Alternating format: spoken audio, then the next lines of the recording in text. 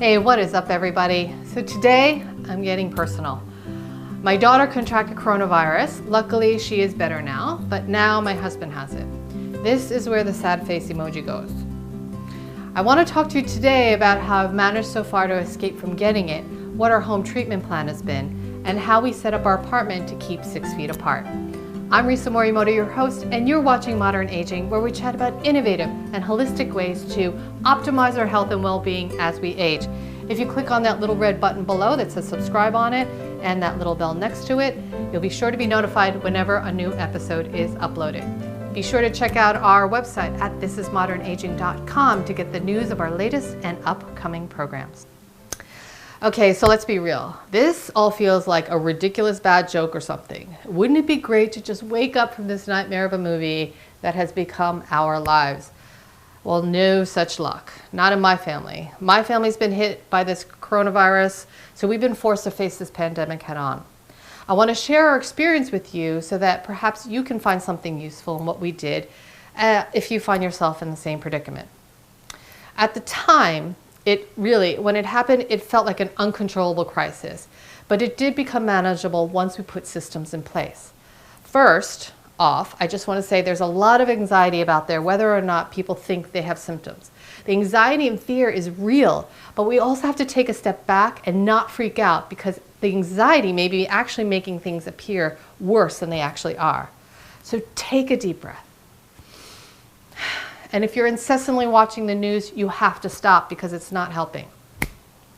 So here's what happened and what we did. So my teenage daughter, she came home from school not feeling well a couple of weeks ago. This is when the hysteria was beginning and we were starting to see that this pandemic was real and coming to our towns and coming very soon. I have to be honest, at the time I completely freaked out and I lost it. But then I got into my producer mode. You know, for all those producers out there, you know exactly what I'm talking about. Because when that hits the fan, you have to solve problems. And so that's what I did. So she had the classic symptoms of fever and dry cough, but luckily nothing else. We gave her Tylenol for the fever, but really the cough, nothing except for maybe some cough drops from time to time. The real question was this COVID-19? I called around to try to get her tested, but it was impossible. Apparently, there are just not enough tests to go around, and the ones that they do have, they're using on severe cases only. So we were left to our own. We really, honestly, will never know for sure if she had coronavirus unless she can get an antibody test. But at the time, we were told to treat it as though she did, so that's what we did. Luckily, she's a teenager, and not a toddler, so she could take care of herself for the most part. We quarantined her in her bedroom, and we designated one of the 2 bathrooms for her to use only. She stayed in her room for about 4 days, which is about how long her illness lasted for her. I did not go into her room. Anything that she needed, I put by her door. Her meals were brought to her in her room. I was the only person to touch the tray. I washed my hands like crazy. I wore a mask, and so did she if we had to interact at all. It was honestly very tough for her to stay in her room, of course. But then she got to set up her computer so she could watch Netflix, which normally we would not allow. But because we did, life became a little bit more bearable for her. Once she started feeling better, she was allowed to come out of her room as long as she was careful what she touched. She washed her hands a lot and she disinfected whatever she touched. She wore a face mask outside of her bedroom, as did I, when we would interact. We washed all her bedding and clothes. The CDC now says for those who have had symptoms and not tested for COVID-19 and now feeling better, there are 3 markers you should look out for to determine if they are still contagious. Number 1. They've had no fever for 72 hours. That is without the use of any medicine.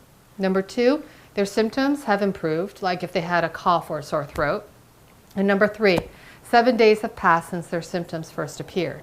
If you check off all 3, then the person is probably no longer contagious.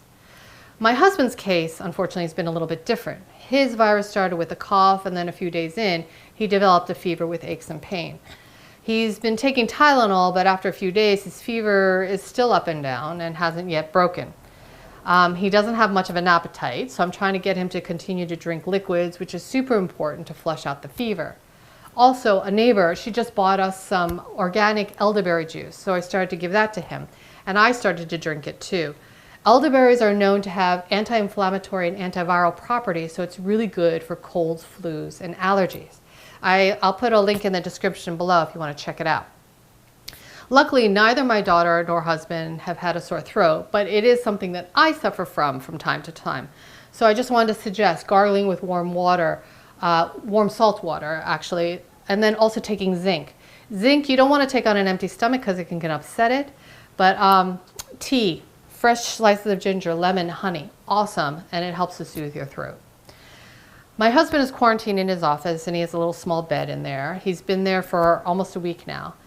I don't go into his room unless it's to bring him something. And if I do go in, I put on my mask, he puts on his, and I don't hang out there for more than 5 minutes.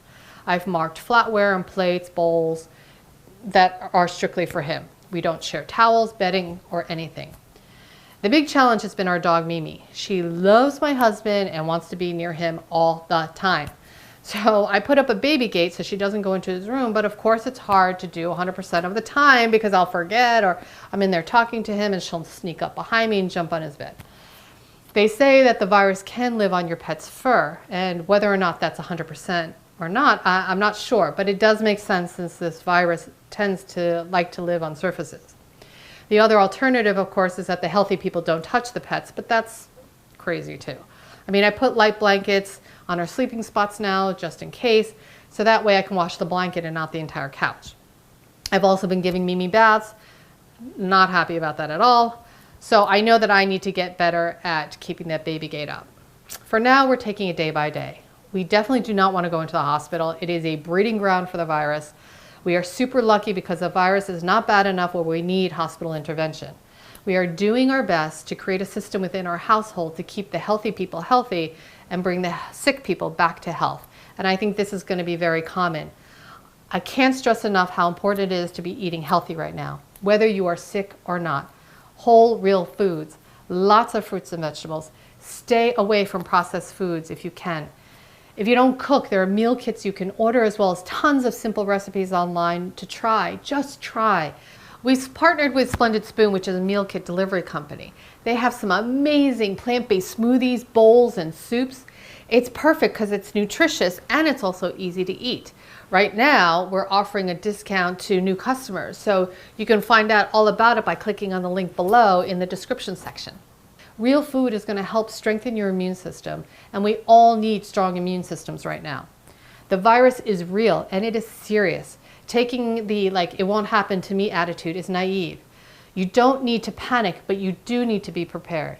Please keep washing your hands and be conscious of when you touch your face. Keep at least 6 feet away from those who are sick. You may be asymptomatic, so don't go near anyone if you have to go outside. You don't even know the person that you may walk by may be asymptomatic, and you don't want to catch it from them. Yeah, it sucks, and it's not ideal. But it is manageable, and like all things, this too shall pass. You've been through a lot in life already. You will get through this too. If you found the video helpful, please give it a like. If you have other questions, or even better, if you have other ideas on how to keep everyone safe at home, put them in the comment section below. If you think that this video would be helpful to someone you know, please share it with them. We are in this together, and together we shall rise and overcome it. So stay safe, stay sane, and we'll see you next time on Modern Aging.